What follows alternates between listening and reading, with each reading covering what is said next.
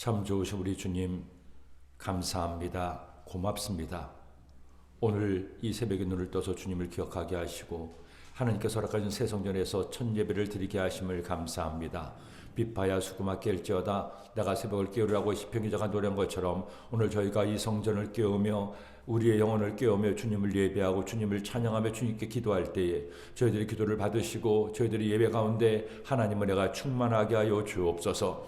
어디에서 어떻게 살아가든 언제나 주님을 기억하며 주님과 동행하는 삶을 살게 하사 주님과 함께 승리하는 주의 백성 되게 하여 주옵소서. 하나님, 저희의 첫 예배를 산제물로 받아주시고 저희들의 삶 가운데 하나님을 내가 임하게 하시며 이제 이 전에서 하는 기도에 귀를 기울이시고 이전에서부터 간구할 때 하나님의 응답과 기적이 저희들 가운데 있게 하여 주옵소서.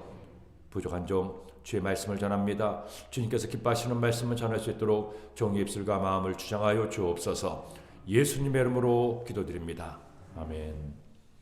믿음의 고백하겠습니다. 예수님 안에서 난 언제나 행복합니다. 예수님과 함께 기쁘고 즐겁게 삽니다. 이렇게 사는 우리 모두가 되기를 예수님의 이름으로 축원합니다. 오늘 새송년에서 첫 예배 오신 여러분들을 주님의 사랑으로 사랑하고 환영합니다. 여러분, 하나님 은혜가 얼마나 크고 놀라운지요. 그동안 정들었던 예성전에서 하나님을 예배하다가 아직 모든 것이 다 완벽하게 구비되지 않았지만 이렇게 하나님을 예배할 수 있으니 이 또한 주님의 은혜입니다. 이제 새 수를 새 부대에 담는다는 마음으로 우리가 오늘 이전에서 첫 예배를 드리고 날마다 예배가 쌓이고 기도가 쌓여가므로 이 성전이 모든 성도들의 축복의 자리가 되고 응답의 자리가 되기를 예수님의 이름으로 축원합니다. 축원합니다. 저는 오늘 함께 읽은 하나님 말씀 시편 34편 1절로 2절 말씀을 함께 읽겠습니다. 시편 34편 1절로 2절의 말씀입니다. 하나님 말씀을 읽겠습니다. 내가 야훼를 항상 송축하며 내 입술로 항상 주를 찬양하리이다. 내 영혼이 야훼를 자랑하리니 공고한 자들이 이를 듣고 기뻐하리로다. 아멘. 오늘 함께 읽은 말씀을 중심으로 하나님을 자랑하자. 한번 더 합시다. 하나님을 자랑하자. 같은 제목으로 빛의 은혜를 나누고자 합니다. 여러분, 사람은 누구나 자신이 자랑하고 싶어하는 것이 있습니다. 어떤 분은 그렇게 자식 자랑을 합니다. 목사님, 우리 자녀는요 어릴 때부터 한 번도 부모 속에 썩인 적이 없습니다. 열심히 공부도 해서 좋은 대학도 다녔고 대학도 졸업해서 이제 직장을 다니는데 곧 좋은 사람 만나 결혼할 터이니 결혼을 위해서 기도해 주세요. 자식 자랑에 입이 마를 날이 없어요.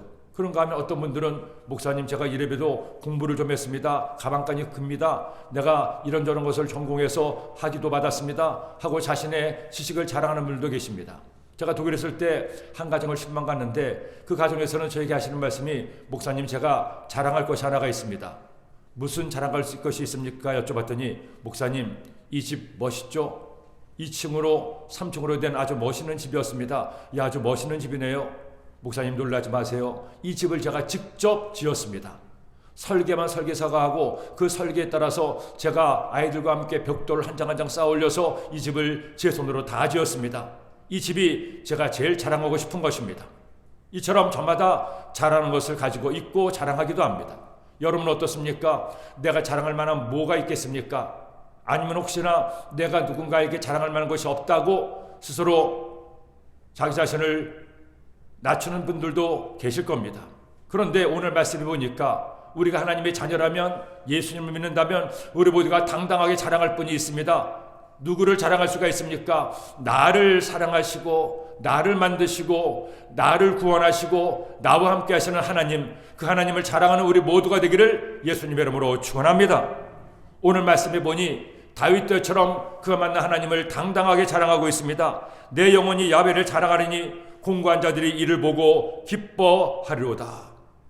우리가 무엇을 자랑해야 됩니까? 누구를 자랑해야 됩니까? 나의 자랑의 첫 번째는 바로 하나님이 되셔야 됩니다. 하나님의 말로 나의 자랑의 근원이요 내가 자랑할 유일할 분이 아니겠습니까? 그럼 오늘 이 시간 첫 예배를 드리는 우리 성도님들 한 분 한 분이 이 말씀을 기억하고 한평생 살아갈 동안에 내가 자랑하고 싶은 것도 많이 있지만 제일 먼저 하나님을 자랑하게 되시기를 예수님의 이름으로 축원합니다. 그렇다면 우리가 왜 하나님을 자랑합니까? 어떤 하나님을 자랑할 수가 있겠습니까? 첫째로 우리는 나를 두려움에서 건져주시는 하나님을 자랑할 수가 있습니다. 여러분, 오늘 본문의 말씀을 보면 다윗이 이 시편을 기록할 당시의 상황을 보여주고 있죠. 다윗이 아비멜렉 앞에서 미친 채 하다가 쫓겨나서 지은 시라고 제목이 적혀 있습니다. 여러분, 다윗은 우리가 잘 아는 것처럼 전도가 유명한 청년 장군이었습니다. 그가 골리앗을 죽이고 일약 사령에게서 장군으로 발탁을 됐습니다. 그때부터 나라를 위해서, 왕을 위해서 목숨을 걸고 수많은 전투에 참여했고 그 모든 전투에서 연전연승하며 그의 이름을 높이기 시작합니다. 급기야는 사람들이 다윗을 사랑하고 존경합니다. 당시의 왕이었던 사랑보다도 다윗을 더 좋아했죠. 이렇게 다윗이 사랑받고 인정을 받다 보니 그만 어느 순간부터인가 사울왕에게 미움의 대상, 질투의 대상이 됐습니다.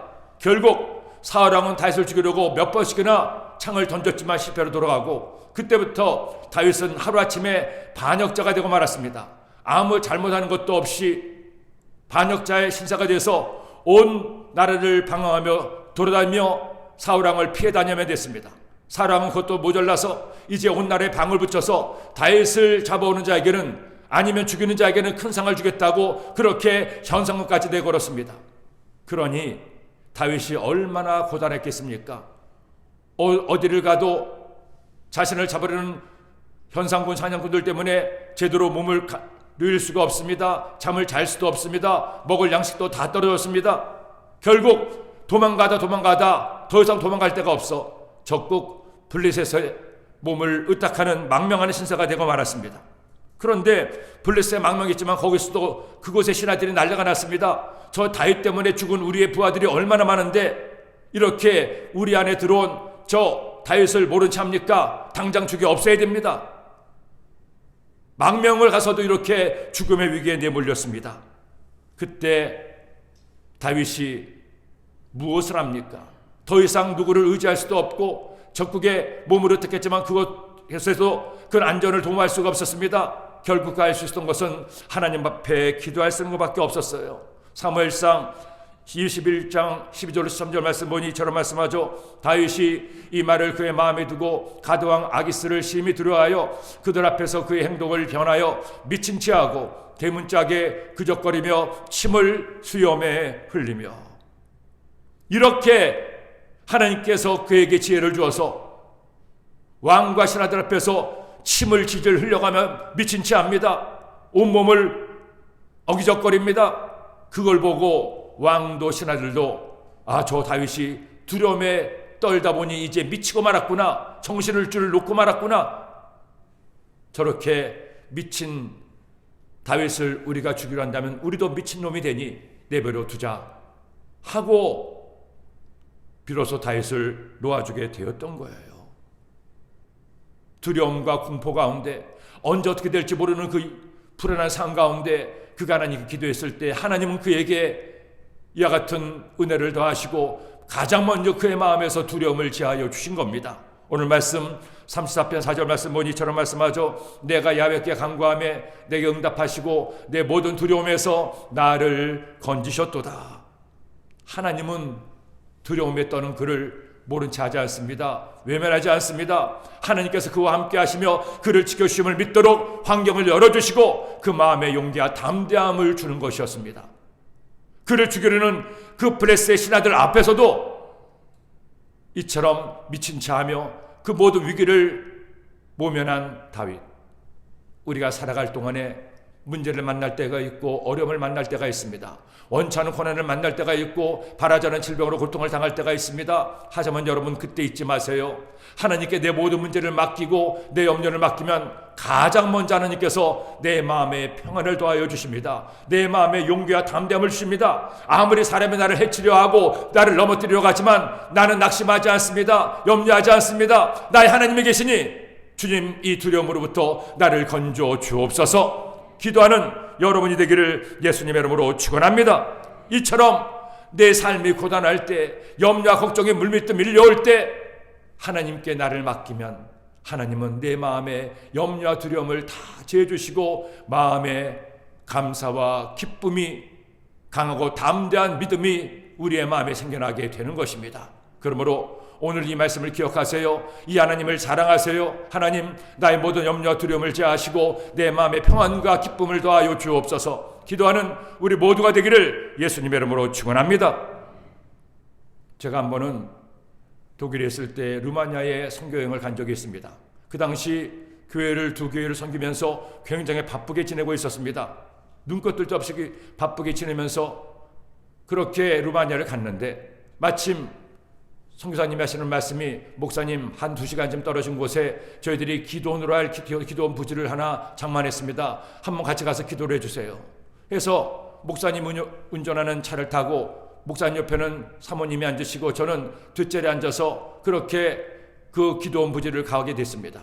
근데 저는 평소에 차를 타거나 또 사무실에 있거나 어디에 있어도 낮에는 잠을 자질 않습니다. 잠은 밤에만 자고 낮에는 항상 깨어서 그렇게 활동을 하고 아무리 피곤해도 낮잠을 자는 일이 없었습니다. 그런데 그날만큼은 워낙 일정에 쫓겨서 일하다가 루마니아에 가서 그런지 더 피곤했던 것 같습니다. 뒤에 앉아 있는데 루마니아에 처음 가서 루마니아 경치도 좀 보면서 가야 되는데 자꾸만 눈꺼풀이 천근만근으로 무거운 겁니다.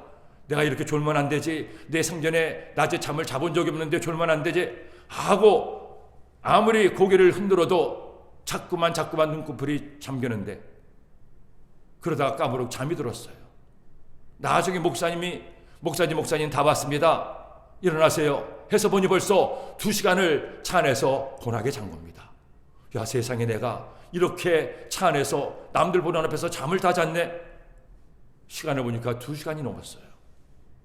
그런데 그렇게 2시간을 자고 나니 얼마나 몸이 개운한지, 그동안 쌓였던 피로가 다 풀리고 마음이 편안해지는 거예요. 야, 하나님께서 나의 힘듦을 아시고 이렇게 나를 재우기까지 하셔서 강제로 재우셔서 나에게 이렇게 평안을 주시는구나. 하나님 너무나 감사합니다. 고맙습니다. 그렇게 감사를 기도를 했던 그때의 기억이 있습니다. 사랑하는 여러분, 하나님은 지금도 우리와 함께 계시고 우리 앉고 서는 것을 아시고 우리 모든 사정편을 다 아십니다. 그 하나님께 나를 맡기면 하나님은 우리를 맡아주시고 세상에 줄 수 없는 기쁨과 평안을 더하여 주십니다. 바라기는 오늘 말씀 꼭 기억해서 나를 두려움에서 영원하게 사시고 나에게 평안과 담대함을 주시는 주님께 감사하고 그 하나님을 자랑하는 우리 모두가 되기를 예수님의 이름으로 축원합니다. 둘째로, 환난에서 구원하신 하나님을 자랑해야 됩니다. 하나님은 두려워하던 다윗에게 담대함을 주었습니다. 그래서 미친 채 하면서까지 그렇게 그 위기를 벗어나게 하시고 왕도 신하들도 속이게 했습니다. 사무엘상 21장 14절로 15절 말씀 보니 아기스가 그의 신하에게 이르되 너희도 보거니와 이 사람이 미치광이로다. 어찌하여 그를 내게로 데려왔느냐? 내게 미치광이가 부족하여서 너희가 이 자를 데려다가 내 앞에서 미친 짓을 하게 하느냐? 이 자가 어찌 내 집에 들어오겠느냐 하니라. 아기스 왕도 신하들도 깜빡 속아 넘어갔습니다. 미친 채 하는 다윗을 보면 혀를 차는 거예요. 이런 미친놈 이스라엘의 장군이라면 죽일 필요도 없다, 그냥 쫓아내라. 결국 그는 위기를 모면하게 됩니다. 절망 가운데 다윗은 구원을 받습니다. 하나님께서 지혜를 주셔서 미친 채 함으로 그는 그 위기에서 다시금 노연할 수가 있었던 겁니다. 이 기가 막힌 사건이 있은 후에 오늘 함께 나눈 이 시편의 말씀을 그가 지어서 하나님을 노래하는 거예요. 시편 34편 6절 7절 말씀 보니 이 공고한 자가 부르짖음에 야훼께서 들으시고 그의 모든 환난에서 구원하셨도다. 야훼의 천사가 그를 경외하는 자를 둘러진치고 그들을 건지시도다. 하나님의 사자가 우리를 둘러쌉니다. 하나님의 손길이 우리를 보호합니다. 마치 암탉이 병아리를 품는 것처럼 우리를 품어주시고 안아주시는 우리 하나님, 그 하나님이 저와 여러분의 하나님이 되십니다. 그러면 여러분, 우리가 환난과 위기를 만날 때 무엇을 해야 됩니까? 두려워하고 염려하고 낙심하고 남 원망하고 남 탓해서는 안 됩니다. 환난을 만날 때, 고난당할 때 무엇을 해야 됩니까? 오늘 말씀처럼 곤고한 날에 부르짖는 다윗처럼 하나님께 기도하는 여러분 되기를 예수님의 이름으로 축원합니다. 어떤 고난을 만나든 내가 하나님 앞에 기도하면 하나님은 우리의 기도를 들으시고 우리의 삶 가운데 응답과 기적을 더하여 주시는 겁니다. 그러니 여러분, 하나님 앞에 기도하세요. 기도도 그냥 기도가 아니라 부르짖는 기도를 하세요. 간절한 기도를 하세요. 하나님 앞에 간절히 기도하고 또 기도하면 하나님은 우리의 기도를 통해서 마침내 문제가 변화의 응답이 되게 하시고 환난에서 명케 하시고 은혜와 축복을 더하여 주시는 것입니다. 여러분, 태평양에서 부는 바람을 태풍이라고 하는데 인도양에서 부는 바람은 사이클론이라고 합니다. 대서양에서 부는 바람을 허리케인이라고 하는데 제가 독일에 있을 때 그쪽은 대서양에 위치해 있어서 가끔씩 허리케인이 많이 불었습니다. 그것도 여름이 아니라 겨울이 우기기 때문에 겨울이나 봄 초에 그렇게 강한 바람이 많이 불곤 했는데 한 번은 제가 살던 인근 지역에 강한 허리케인이 불어가지고 온 도시와 마을이 쑥대밭이 된 적이 있습니다. 제가 허리케인이 지나고 난 다음에 한 번은 차를 타고 다른 지역에 신방을 가는데 보니까 세상에 수천 그루의 나무들이 일시에 다 한쪽으로 쓰러져 있어요. 한두 그루도 아니고 수천 그루가 한꺼번에 쓰러져 있습니다. 물론 허리케인이라고 하지만 그렇게까지 세질 않았을 텐데 어떻게 뿌리채 뽑힌 나무가 수천 그루가 될까? 알고 보니 그때 그 허리케인으로 그렇게 쓰러진 나무들이 거기에만 아니라 수없이 많이 있었다고 합니다. 그런데 제가 지나가면서 그 나무 뿌리를 보니까 그 나무들이 쓰러진 이유를 알겠어요. 위로는 수십 미터가 넘는 나무였는데 뿌리가 예상외로 빈약합니다. 독일은 한국보다 비가 더 자주 많이 오다 보니까 항상 비가 촉촉하게 땅을 적셔서 나무들이 뿌리를 깊게 내릴 필요가 없습니다. 그냥 어느 정도만 내려도 언제나 물을 받을 수 있기 때문에 뿌리가 깊지 않아요. 뿌리가 깊지 않다 보니 이처럼 바람이 한번 세게 부니까 뿌리채 뽑혀 나가는 겁니다. 하지만 한국의 나무들을 보세요. 한국의 나무들은 뿌리가 장난이 아닙니다. 워낙 땅속에 깊이 들어가 있기 때문에 웬만큼 바람이 불어서 흔들릴지언정 부러지거나 뽑히진 않는데 그렇게 나무도 지형에 따라 다른 것을 볼 수가 있었습니다. 우리가 하나님 앞에 기도해야 될 이유가 여기 있어요.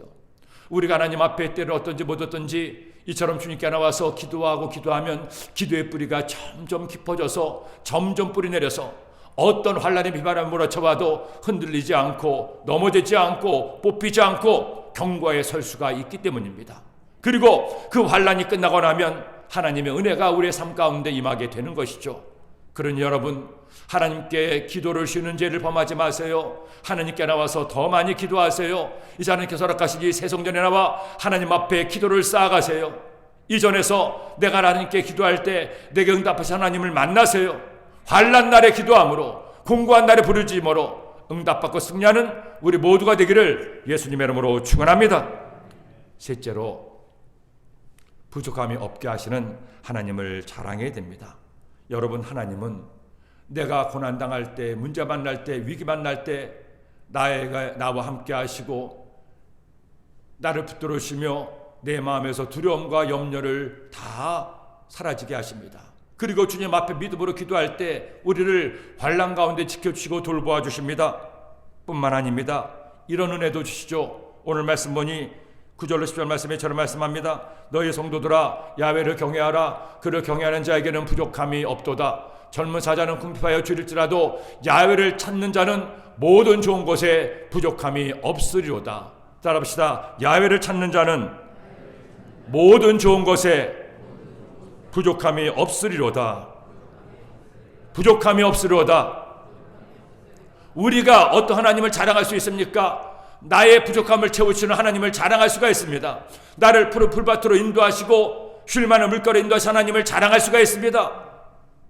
너희가 무엇이든지 구하라, 그러면 이루어 주겠다는 주의 말씀처럼 우리가 구할 때, 간구할 때 부족함이 없게 채우시는 하나님을 자랑할 수가 있는 겁니다. 하나님은 어떤 하나님이십니까? 하나님은 나를 사랑하시는 사랑의 하나님이십니다. 하나님은 어떤 하나님이십니까? 나를 위해서 모든 것을 주실 수 있는 능력의 하나님이십니다. 하나님은 어떤 하나님이십니까? 나를 사랑하셔서 나의 모든 필요를 채우시고 내게 응답하시는 좋으신 하나님이십니다. 그러기에 다윗도 시편 13편 1절에서 이처럼 말씀하죠. 야훼는 나의 목자시니 내게 부족함이 없으리로다. 5절 말씀에서는 이렇게 얘기합니다. 주께서 내 원수의 목전에서 내게 상을 차려주시고 기름을 내 머리에 부으셨으니 내 잔이 넘치나이다. 내 잔이 넘치나이다. 하나님은 우리가 하나님을 믿고 의지할 때 내 인생의 잔에 넘치는 은혜와 축복을 더하여 주십니다. 하나님은 살아계셔요. 하나님은 지금도 우리를 불꽃 같은 눈으로 보고 계십니다. 그렇지 않다면 우리가 이 새벽에 왜 이 자리에 나와서 하나님을 예배합니까? 하나님은 지금 이 시간 우리의 예배를 받으시고 우리의 기도를 들으시며 우리 가운데 응답하시고 좋은 것 주기를 원하시는 좋으신 하나님이십니다.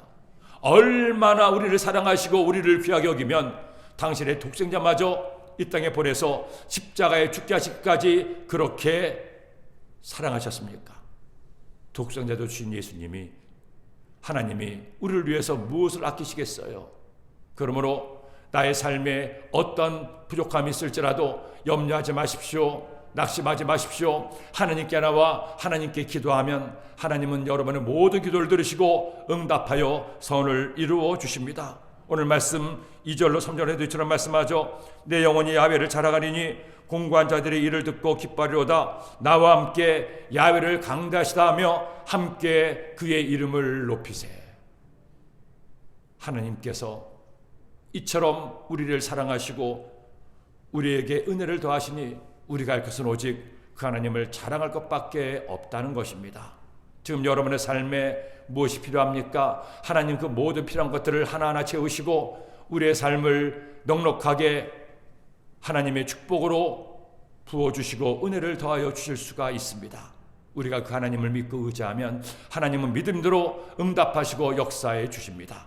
오늘 우리가 이처럼 새성전에서 첫 예배를 드리고 있습니다. 아직은 모든 것이 완벽하게 준비되지 못했지만 이제 여러분 우리가 하루하루 이 성전에 나와서 하나님을 예배하다 보면 우리의 모든 부족함을 채우실 하나님을 만나게 될 것입니다. 2월 한 달 정도 이제 우리가 보완할 것을 보완하고 채울 것을 채우고 정리할 것을 정리하게 되면 그토록 바라고 소원하던 것처럼 마음껏 하나님을 예배하고 특별히 우리 주일학교 대학청년부 우리 귀한 세대들이 하나님을 예배하고 하나님 만나는 아름다운 성전으로 변모하게 될 것입니다. 저는 이번에 성전 이전을 준비하고 또 함께 의논하고 그리고 이와 같이 성전을 이전을 하는 과정 가운데 정말로 우리의 모든 부족함을 채우신 하나님을 만날 수가 있었습니다. 얼마나 하나님께서 우리의 사정과 형편하시고 그동안의 어려움을 아셨는지 하나하나 채워주시는데 하나님께 그저 감사할 따름이었습니다. 아직은 다 완비가 되지 못해서 뒤에 스크린도 나오지 않지만 조금 기다려 보십시오. 하나님께서 멋진 스크린도 보여주시고 아직 영상이나 음향 장비가 다 갖춰지지 않아서 우리가 좀 불편하게 예배를 드리고 있지만 하나님께서 그동안 우리가 그토록 원했던 것들을 이번 성전 이전을 통해서 하나하나 채워주시는데 너무너무 감사한 겁니다. 이런 기회가 아니었으면 우리의 부족함을 채울 수가 없었을 텐데 하나님께서 하나님의 뜻 가운데 성전을 이전하게 하셔서 우리 강남성전에 필요한 것들, 부족한 것들을 하나하나 채워주니 그저 오직 하나님께 감사할 것밖에 없고 그 하나님을 자랑할 것밖에 없습니다. 나중에 보시면 아시겠지만 무대 조명도 있어서 더 이상 조명 빌리지 않고 우리가 올 제네레이션 워십 때 마음껏 하나님을 아름답게 예배할 수가 있을 거예요. 사랑하는 여러분, 우리 하나님은 이런 하나님이십니다. 우리 하나님은 자랑할 수밖에 없는 하나님이십니다. 나를 두려움에서 담담으로 바꿔주시고 나를 환난에서 구원해 주시고 나에게 부족함이 없게 채우시는 하나님, 그 하나님이 저희 하나님이셨고 여러분 모두 하나님이셨고 모든 성도의 살아계신 하나님이십니다. 그러니 오늘 첫 예배를 드리며 하나님께 기도할 때 우리 하나님을 자랑합시다.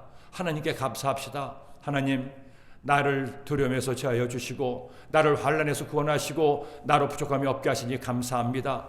앞으로 평생에 그 주님을 자랑하며 살 터이니 주님 저희 가는 길을 인도하여 주옵소서. 그렇게 기도하심으로 우리가 이 성전에서 새롭게 하나님을 만나고 하나님께 기도함으로 응답받고 승리하게 되기를 예수님의 이름으로 축원합니다. 축원합니다. 기도드립니다. 하나님 아버지 감사합니다. 고맙습니다. 오늘 저희가 새성전에서 천예배를 드리며 하나님을 자랑하게 하심을 감사합니다. 나의 두려움을 제하여 주시고 환난에서 구원하시며 나로 부족함이 없게 채우시는 하나님을 자랑하며 살겠습니다. 앞으로의 삶 가운데에도 하나님께서 저희들 가운데 더하사 하나님의 축복과 은혜가 임하게 하시고 언제나 하나님을 자랑하며 살 수 있도록 하나님의 은혜가 저들의 삶에 충만하게 하여 주옵소서. 오늘 천예배를 드리며 귀한 예물을 드린 속들들이 있습니다. 드린 예물 위에 주님께서 30배, 60배, 100배, 만배로 갚아주시고 우리 강남성전, 새성전이 이제 조속히 모든 것이 다 완비될 수 있도록 여건을 열어주시고 모든 준비 과정 가운데 하나님의 도우심이 있게 하여 주옵소서. 사랑의 주님, 시작이 반인데 이미 하나님께서 반을 채우심을 감사합니다. 앞으로 이 성전이 강남성전이 자랑되게 하시고 강남성전의 부흥의 근원지가 되게 하사 다시 한번 새롭게 되어 하나님의 놀라운 풍을 경험하는 저희 모두가 되도록 인도하여 주옵소서. 예수님의 이름으로 축복하옵고 기도드립니다. 아멘.